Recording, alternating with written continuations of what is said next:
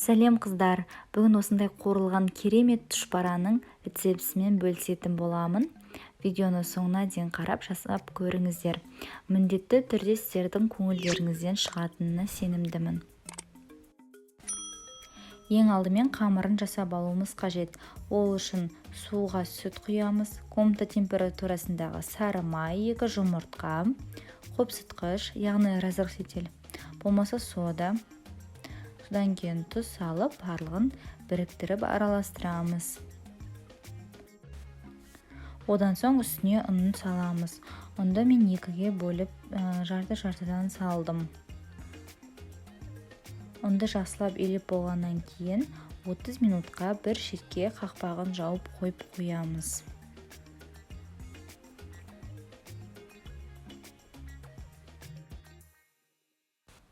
Қамырымыз тыңғанға дейін қайнатылған картопымыздың үстіне сары май, сүт, қалауыңыз бойынша тұз бен бұрышты салып, жақсылап біріктіріп еземіз.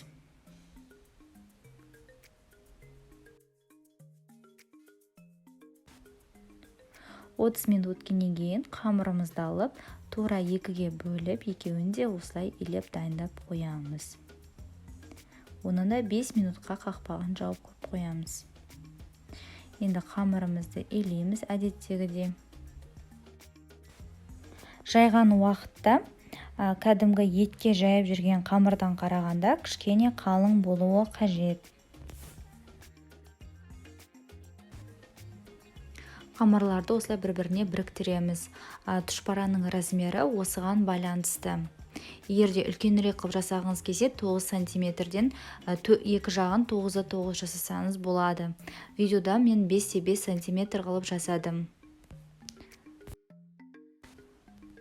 Осы кезде қамырларыңыз дұрыс жабыспай жатса, пиалаға су құйып, қолыңызбен сулап, жабыстырып көмектесіп жіберсеңіздер болады. Бірақ менде барлығы оңай ғана жабысты. Дәл осы рецептпен жасасаңыздар 2 килограммнан аса тұшпара шығады, яғни қуырылған түрі. Егер де 1 килограмм жасағыңыз келсе, жарты порциясымен жасай берсеңіздер болады.